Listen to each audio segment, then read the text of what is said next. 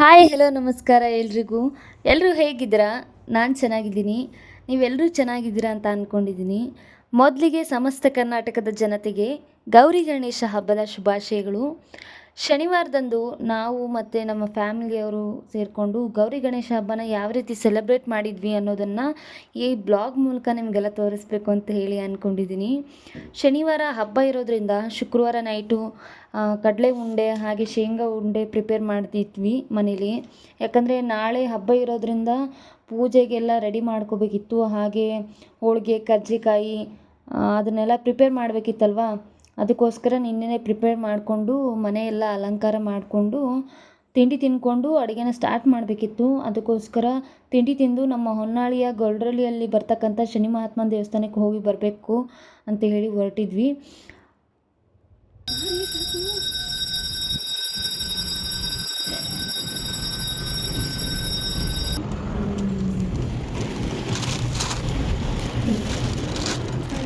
ಪೂಜೆ ಎಲ್ಲ ಮುಗಿಸ್ಕೊಂಡು ರಿಟರ್ನ್ ಬರಬೇಕಾದ್ರೆ ಬೇರೆ ಬೇರೆ ಹಳ್ಳಿಗಳಿಂದ ಟ್ರ್ಯಾಕ್ಟರಲ್ಲಿ ಬಂದು ಹೊನ್ನಾಳಿ ಹಾಗೆ ಬೇರೆ ಬೇರೆ ಸಿಟಿಗಳಿಂದ ಗಣಪತಿನ ತೆಗೆದುಕೊಂಡು ಹೋಗ್ತಾಯಿದ್ರು. ನಾವಂತೂ ತುಂಬ ಗಣಪತಿಗಳನ್ನು ನೋಡಿದ್ವಿ.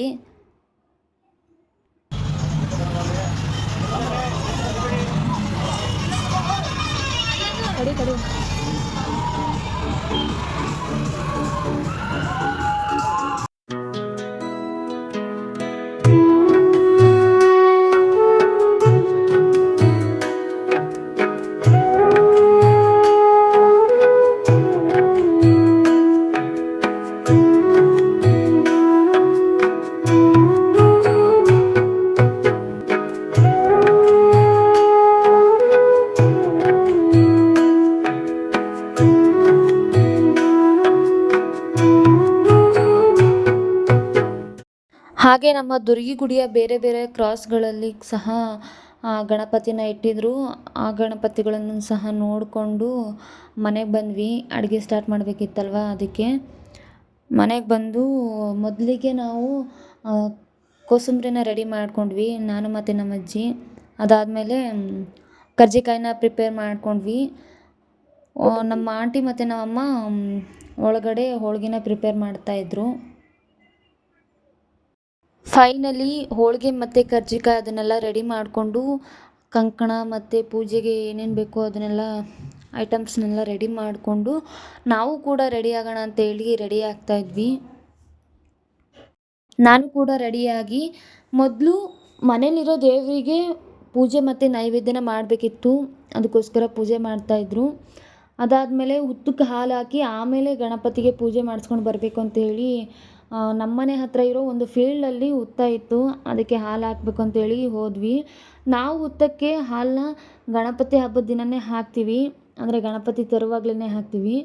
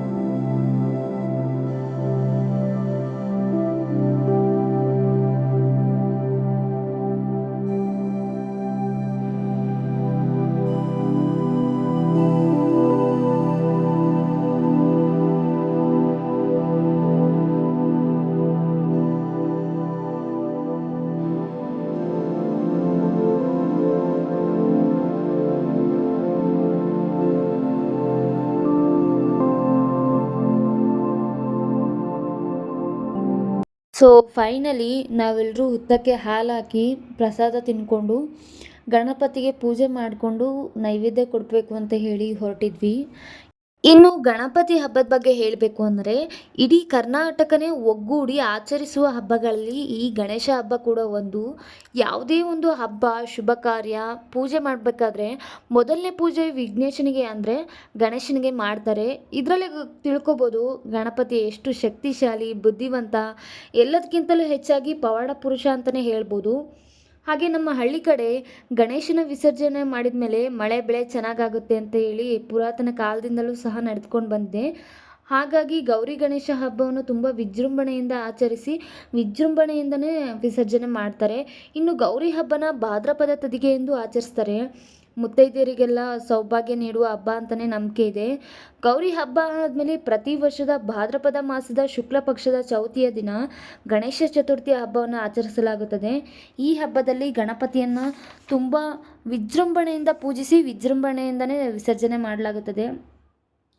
ಹಾಗೆ ಈ ಗಣೇಶ ಚತುರ್ಥಿಯಲ್ಲಿ ಬೆಸ ಸಂಖ್ಯೆಯಲ್ಲಿ ಗಣಪತಿಯನ್ನು ನೋಡೋದ್ರಿಂದ ತುಂಬ ಒಳ್ಳೆಯದಾಗುತ್ತೆ ಅಂತ ಸಂಪ್ರದಾಯನೇ ಇದೆ.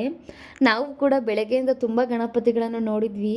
ಬೆಸ ಸಂಖ್ಯೆಯಲ್ಲಿ ನೋಡಿದ್ವೋ ಇಲ್ಲ ಸಮ ಸಂಖ್ಯೆಯಲ್ಲಿ ನೋಡಿದ್ವೋ ಒಂದು ಗೊತ್ತಾಗಲಿಲ್ಲ. ಹಾಗೆ ಗಣಪನ ಮುಂದೆ ನಾನು ಕೂಡ 21 ಬಸಿಗೆಗಳನ್ನು ಹೊಡೆದು ಪೂಜೆ ಎಲ್ಲ ಮುಗಿಸ್ಕೊಂಡ್ವಿ.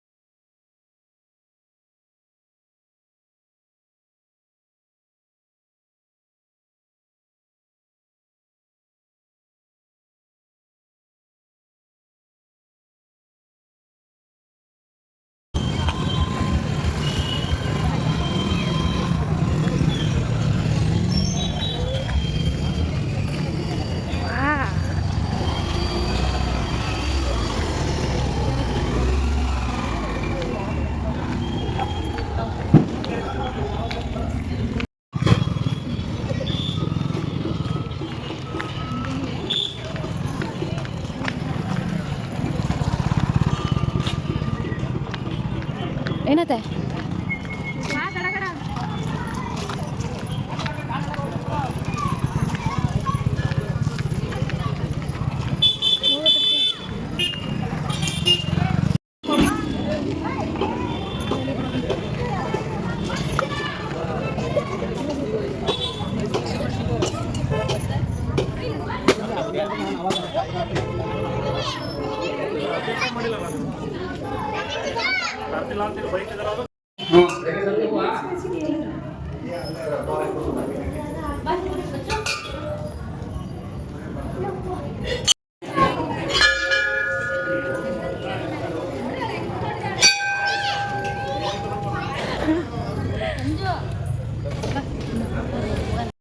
ಓಂ ಗಣಪತಿನ ನೋಡಿಕೊಂಡು ನಮ್ಮ ಹೊನ್ನಾಳಿಯ ಹಿಂದೂ ಮಹಾಗಣಪತಿಯನ್ನು ನೋಡೋಕ್ಕೆ ಅಂತೇಳಿ ಅಲ್ಲಿಂದ ಹೊರಟ್ವಿ.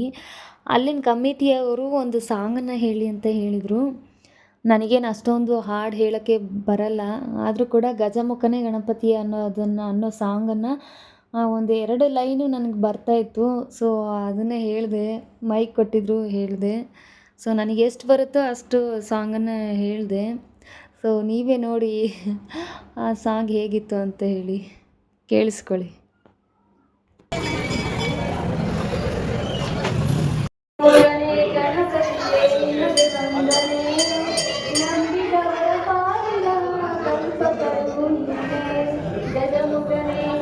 ನಮ್ಮ ಹೊನ್ನಾಳಿಯ ಹಿಂದೂ ಮಹಾಗಣಪತಿಯ ಬಗ್ಗೆ ಹೇಳಬೇಕು ಅಂದರೆ ಡಾಕ್ಟರ್ ಒಡೆಯರ್ ಚನ್ನಮಲ್ಲಿಕಾರ್ಜುನ ಶಿವಾಚಾರ್ಯ ಮಹಾಸ್ವಾಮಿಗಳು ಹಿರೇಕಲ್ಮಠ ಹೊನ್ನಾಳಿ ಇವರ ದಿವ್ಯ ಸಾನ್ನಿಧ್ಯದಲ್ಲಿ 48ನೇ ವರ್ಷದ ಗಣೇಶ ಮಹೋತ್ಸವ ನಡೀತಾ ಇದೆ. ಇದರ ಕಾರ್ಯಕ್ರಮಗಳು ಹೀಗಿವೆ. ದಿನಾಂಕ 6/9/24 ಶುಕ್ರವಾರ ಬೆಳಗ್ಗೆ 9ರಿಂದ 11ಕ್ಕೆ ಶ್ರೀ ಗೌರಿ ಪ್ರತಿಷ್ಠಾಪನೆ. ದಿನಾಂಕ 7/9/24 ಶನಿವಾರ ಬೆಳಗ್ಗೆ 10:30ರಿಂದ 12ಕ್ಕೆ ಶ್ರೀ ಗಣೇಶ ಪ್ರತಿಷ್ಠಾಪನೆ. ದಿನಾಂಕ 19/9/24 ಗುರುವಾರ ಶ್ರೀ ಹಳದಮ್ಮ ದೇವಿ ದೇವಸ್ಥಾನದಲ್ಲಿ ಪೂಜ್ಯ ಶ್ರೀಗಳವರ ದಿವ್ಯ ಸಾನ್ನಿಧ್ಯದಲ್ಲಿ ಬಾಗಿನ ಡ್ರಾ ಕಾರ್ಯಕ್ರಮ ನಡೆಯುವುದು. ದಿನಾಂಕ 22/9/24 ಭಾನುವಾರ ಮಧ್ಯಾಹ್ನ 12 ಗಂಟೆಯಿಂದ ವಿಸರ್ಜನಾ ಕಾರ್ಯಕ್ರಮದ ಮೆರವಣಿಗೆಯು ಪಟ್ಟಣದ ಪ್ರಮುಖ ರಾಜಬೀದಿಗಳಲ್ಲಿ ಡೊಳ್ಳು, ಡಿಜೆ, ರಣಹಳಗೆ, ಬೆದರು ಗೊಂಬೆಗಳು ಮತ್ತು ವಾದ್ಯ ಮೇಳಗಳೊಂದಿಗೆ ವಿಜೃಂಭಣೆಯಿಂದ ಸಾಗಿ ಸಂಜೆ 7 ಗಂಟೆಗೆ ಶ್ರೀ ಗೌರಿ ಗಣೇಶ ಮೂರ್ತಿಯನ್ನು ತುಂಗಭದ್ರಾ ನದಿಯಲ್ಲಿ ವಿಸರ್ಜನೆ ಮಾಡಲಾಗುತ್ತದೆ. ಹಾಗೆ ಅನ್ನಸಂತರ್ಪಣೆ ಕಾರ್ಯಕ್ರಮವನ್ನು ಗಣೇಶ ವಿಸರ್ಜನೆ ದಿನದಂದು ಮಧ್ಯಾಹ್ನ 12 ಗಂಟೆಯಿಂದ ಹಮ್ಮಿಕೊಳ್ಳಲಾಗುವುದು. ಆದ್ದರಿಂದ ಹೆಚ್ಚಿನ ಸಂಖ್ಯೆಯಲ್ಲಿ ಭಕ್ತಾದಿಗಳು ದಾನ ಧರ್ಮ ಮಾಡುವುದರ ಮೂಲಕ ಶ್ರೀ ಗೌರಿ ಗಣೇಶನ ಕೃಪೆಗೆ ಪಾತ್ರರಾಗಬೇಕೆಂದು ಈ ಬ್ಲಾಗ್ ಮೂಲಕ ನಿಮಗೆಲ್ರಿಗೂ ಕೇಳ್ಕೊತೀನಿ. ಇದಿಷ್ಟು ನನ್ನ ಈ ದಿನದ ಗೌರಿ ಗಣೇಶ ಹಬ್ಬದ ಬ್ಲಾಗ್ ಆಗಿತ್ತು. ಈ ಬ್ಲಾಗ್ ನಿಮಗೆಲ್ಲ ಇಷ್ಟ ಆಗಿದ್ದರೆ ಲೈಕ್ ಮಾಡಿ, ಕಮೆಂಟ್ ಮಾಡಿ, ಶೇರ್ ಮಾಡಿ, ಹಾಗೆ ಸಬ್ಸ್ಕ್ರೈಬ್ ಮಾಡೋದನ್ನು ಮಾತ್ರ ಮರಿಬೇಡಿ. ಎಲ್ರಿಗೂ ಗಣೇಶ ಒಳ್ಳೇದು ಮಾಡಲಿ ಅಂತ ಹೇಳ್ತಾ ಈ ಬ್ಲಾಗ್ನ ಮುಗಿಸ್ತಾ ಇದ್ದೀನಿ. ಮುಂದಿನ ಬ್ಲಾಗಲ್ಲಿ ಸಿಗ್ತೀನಿ. Until keep watching my YouTube channel. ಎಲ್ಲರಿಗೂ ಧನ್ಯವಾದಗಳು.